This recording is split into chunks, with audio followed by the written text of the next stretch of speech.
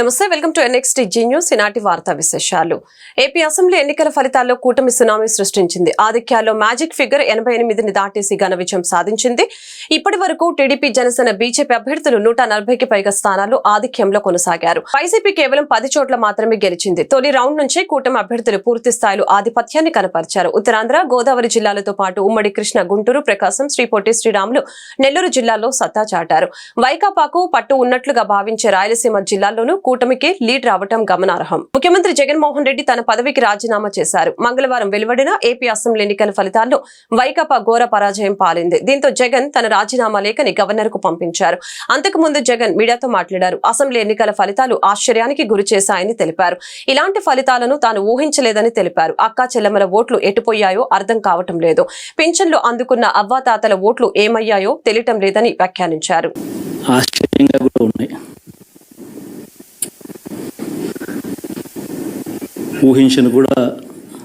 ఊహించలేదు ఇలా జరుగుతుందని, ఇలా వస్తాయని కూడా. బట్ ఎస్,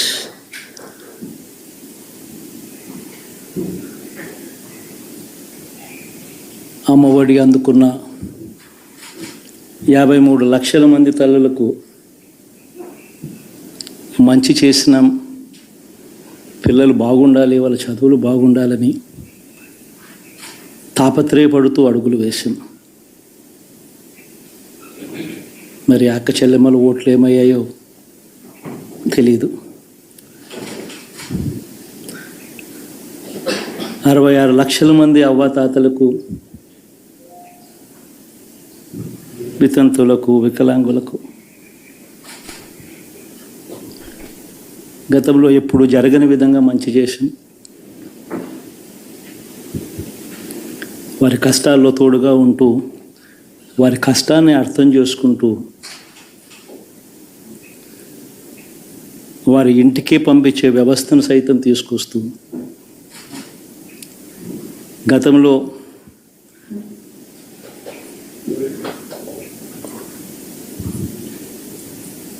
మా ప్రభుత్వం అధికారంలోకి రాకమునుపు ఇస్తా ఉన్న చాలని పెన్షన్ నుంచి ఏపీ అసెంబ్లీ ఎన్నికల ఫలితాల్లో భారీ విజయం సాధించడంతో టీడీపీ అధినేత నారా చంద్రబాబు నాయుడు కుటుంబ సభ్యులు సంబరాలు చేసుకున్నారు. చంద్రబాబు సతీమణి భువనేశ్వరి, లోకేష్, బ్రాహ్మిణి, దేవాంశు, బాలకృష్ణ సతీమణి వసుంధర, ఇతర కుటుంబ సభ్యులంతా కలిసి కేక్ కట్ చేశారు. ఈ సందర్భంగా లోకేష్ తన తల్లి భువనేశ్వరిని ప్రేమగా ముద్దాడారు. చంద్రబాబు, భువనేశ్వరి దంపతులు విక్టరీ సింబల్ చూపిస్తూ ఫోటోలకి పోజులిచ్చారు. కేంద్ర కార్యాలయం ఎన్టీఆర్ భవన్ కు చంద్రబాబు చేరుకున్నారు. ఈ సందర్భంగా అభిమానులు, కార్యకర్తలు భారీగా సంబరాలు చేసుకున్నారు.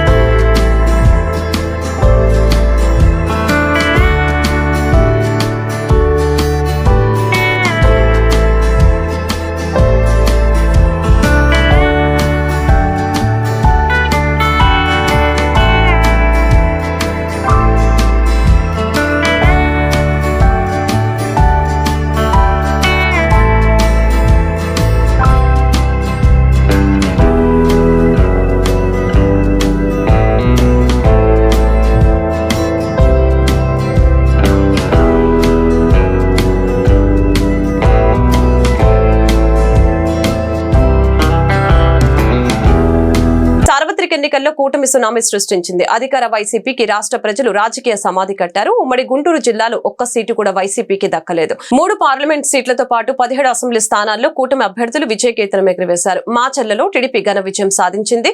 సిట్టింగ్ ఎమ్మెల్యేపై 32,000 ఓట్ల మెజారిటీతో జూలకంటి బ్రహ్మారెడ్డి గెలుపొందారు. 20 ఏళ్ల తర్వాత మాచర్ల టీడీపీ విజయం సాధించడం గమనార్హం. పెదకూరపాడులో 20,000 ఓట్ల మెజారిటీతో టీడీపీ అభ్యర్థి భాష్యం ప్రవీణ్ గెలుపొందారు. ప్రతిపాడు అసెంబ్లీ నుంచి టీడీపీ అభ్యర్థి బూర్ల రామాంజనేయులు 41,000 ఓట్ల మెజారిటీతో ఘన విజయం సాధించారు. చిలకలూరిపేటలో 32,000 ఓట్ల మెజారిటీతో ప్రతిపాటి పుల్లారావు గెలుపొందారు. వేమూరు నుంచి 21,000 మెజారిటీతో నక్క ఆనందపాపు విజయం సాధించారు. తెనాలి అసెంబ్లీ స్థానం నుంచి జనసేన అభ్యర్థి నాదెండ్ల మనోహర్ 50,000 మెజారిటీతో గెలుపొందారు. పొన్నూరు నుంచి దూలిపాల నరేంద్ర 32,000 ఓట్ల మెజారిటీతో గెలుపొందారు. వినుకొండ టీడీపీ అభ్యర్థి జీవి ఆంజనేయులు 29,000 ఓట్లతో విజయం సాధించారు. గురజాల నుంచి 29,000 మెజారిటీతో ఎరపతినేని శ్రీనివాసరావు గెలుపొందారు. రేపల్లి నుంచి టీడీపీ అభ్యర్థి అనగాని సత్యప్రసాద్ 40,000 ఓట్లతో గెలుపొందారు. మంగళగిరి నుంచి నారా లోకేష్ 83,000 ఆధిక్యంతో విజయం సాధించారు. సత్తెనపల్లి నుంచి టీడీపీ అభ్యర్థి కన్నా లక్ష్మీనారాయణ 27,000 మెజారిటీతో గెలుపొందారు. నర్సరావుపేట నుంచి టీడీపీ అభ్యర్థి అరవింద్ 19,000 ఓట్లతో బాబు విజయం సాధించారు. అదేవిధంగా గుంటూరు తూర్పు నుంచి 31,000 మెజారిటీతో టీడీపీ అభ్యర్థి మహమ్మద్ నసీర్ గెలుపొందారు. గుంటూరు పశ్చిమం నుంచి టీడీపీ అభ్యర్థి గల్లా మాధవి మంత్రి విడుదల రజనీపై 50,000 మెజారిటీతో విజయకేతనం ఎగురవేశారు. కోట్ల మందికి సంక్షేమం అందించిన, గతంలో జరగనంత మంచి చేసిన, అన్ని వర్గాల మంచి కోసం ప్రతి అడుగు వేసిన తమ ప్రభుత్వానికి ఇలాంటి ఫలితం వస్తుందని ఊహించనే లేదని వైఎస్ జగన్మోహన్ రెడ్డి తెలిపారు. ఏపీ అసెంబ్లీ ఎన్నికల్లో వైఎస్ఆర్సీపీ ఓటమిపై మంగళవారం ఆయన తాడేపల్లిలో మీడియాతో మాట్లాడారు.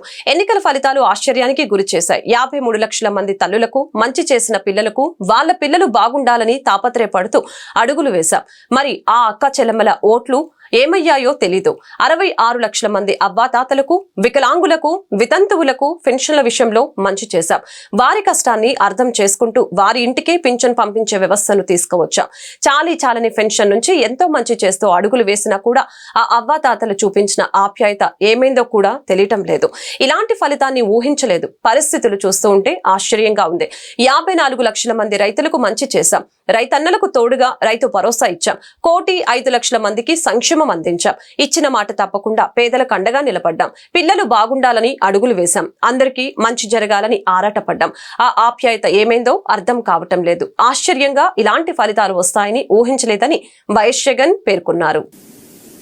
ఆ అవ్వాతాతలు చూపిన ఆప్యాయత ఏమైందో కూడా తెలియడం లేదు.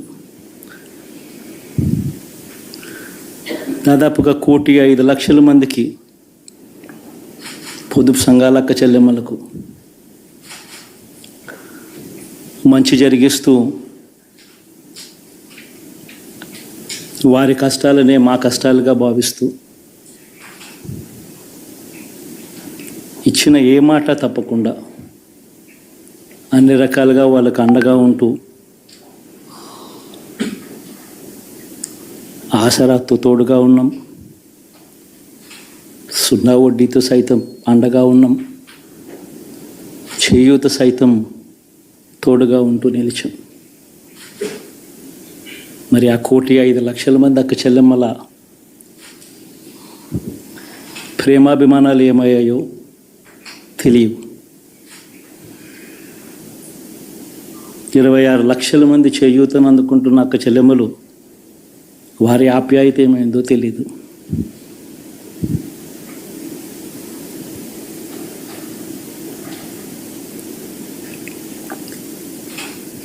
పిల్లల చదువుల కోసం ఏ తల్లి ఏ తండ్రి ఇబ్బంది పడకూడదు అని మొట్టమొదటిసారిగా పూర్తి ఫీజులు ఇస్తూ తీసుకొచ్చి అందగా నిలిచాం. చదువుల్లో ఎప్పుడూ చూడని మార్పులు తీసుకొచ్చాం. దాదాపుగా 12 లక్షల మందికి సంవత్సరానికి మంచి జరిగిస్తూ ఆ పిల్లలు ఆ తల్లుల అభిమానం ఏమైందో కూడా తెలియదు.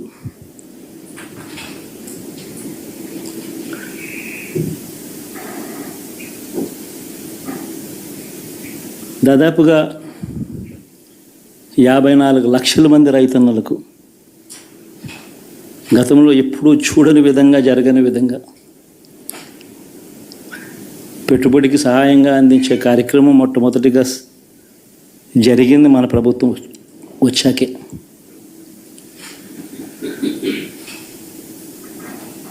మరి అంతగా రైతన్నలకు తోడుగా ఉంటూ రైతన్నలకు రైతు భరోసా ఇవ్వడం కానీ,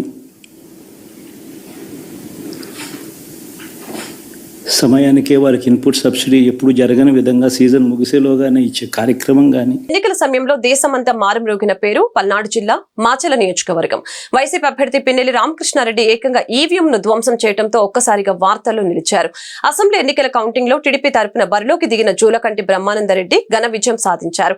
32,324 ఓట్ల తేడాతో పిన్నెల్లిని జూలకంటి ఓడించారు. టీడీపీ అభ్యర్థి బ్రహ్మానందరెడ్డికి 1,19,959 ఓట్లు రాగా పిన్నెల్లికి 88,608 ఓట్లు వచ్చాయి. పవన్ కళ్యాణ్ రాజకీయాల్లోకి త్వరగానే వచ్చారు. కానీ అధ్యక్ష అని పిలవటానికి 10 ఏళ్ల రాజకీయ క్షేత్రంలో యుద్ధమే చేశారు.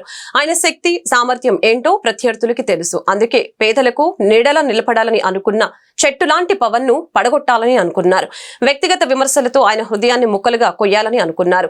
దత్తపుత్రుడనే మాటలతో దాడి చేశారు. ముఖ్యమంత్రి నుంచి మంత్రుల వరకు ప్రతి ఒక్కరూ మేకుల్లాంటి మాటలతో మానసికంగా కుంగతీయాలని అనుకున్నారు. కానీ పవన్ ఉక్కు సంకల్పం ముందు అవన్నీ ముక్కలయ్యాయి. జనమే ప్రపంచనమై ఆయన్ను గెలిపించారు. రాజకీయ క్షేత్రంలో ఒక్కడిగా అడుగు పెట్టిన పవన్ ప్రజాభిమానంతో నేటి ఆంధ్రప్రదేశ్ రాజకీయ యవనికపై సరికొత్త చరిత్ర లిఖించడానికి ముందడుగులు వేశారు. పిఠాపురం నుంచి భారీ మెజార్టీతో ఎమ్మెల్యేగా పవన్ కళ్యాణ్ గెలుపొందారు.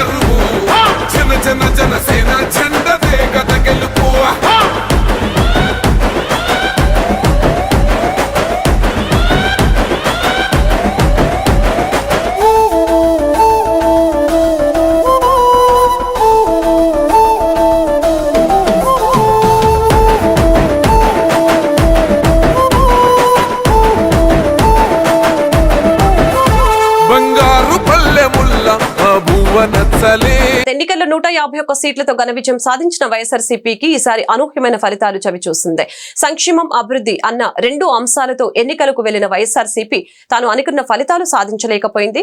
రాయలసీమ, కోస్తా, ఉత్తరాంధ్ర 3 ప్రాంతాల్లోనూ ఫ్యాన్ కు ఎదురుగాలి వీచింది. ల్యాండ్ టైటిలింగ్ యాక్ట్ మీద కూటమి నేతలు చేసిన ఆరోపణల్ని తిప్పికొట్టలేకపోవటం, సచివాలయాలు ఏర్పాటు చేసి 1,00,000 ఉద్యోగాలు ఇచ్చినా కూడా ఉద్యోగాలు ఇవ్వలేదన్న విమర్శను ఎదుర్కోలేకపోవటం, కరోనా సమయంలో అందించిన ప్రభుత్వ సాయాన్ని ఓట్లుగా మలుచుకోలేకపోవటం, పార్టీలు వర్గాలు అన్న తేడా లేకుండా అందరికీ అన్ని పథకాలు ఇవ్వటం, ఎన్నికల వేళ సంక్షేమంపై ఎక్కువగా ఆధారపడటం, అందరికీ ఇవ్వాలన్న తాపత్రయమే తప్ప వాటిని ఓటు బ్యాంకుగా మార్చుకోలేకపోవటం, సామాజిక సమీకరణంలో భాగంగా వెనుకబడిన ఎస్సీ, ఎస్టీ, మైనార్టీ వారికి అధిక ప్రాధాన్యం ఇవ్వటం కూడా ఎన్నికల్లో అనుకూలంగా మలుచుకోలేకపోవడంతో ఘోరమైన రీతిలో ఓటమిని చవి చూడాల్సి వచ్చింది. వేడి ఉక్కపోతలతో ఉక్కిరిబిక్కిరవుతున్న రాష్ట్ర ప్రజలకు భారత వాతావరణ కేంద్రం చల్లని కబురు చెప్పింది. నైరుతి రుతుపవనాలు రాయలసీమను తాకాయని, 3 రోజుల ముందుగానే అనంతపురం జిల్లా మీదుగా రాష్ట్రంలోకి ప్రవేశించాయని ప్రకటించింది. అనంతపురం, శ్రీ సత్యసాయి, అన్నమయ్య, చిత్తూరు, తిరుపతి, నెల్లూరు జిల్లా కావలి వరకు రుతుపవనాలు విస్తరించాయి.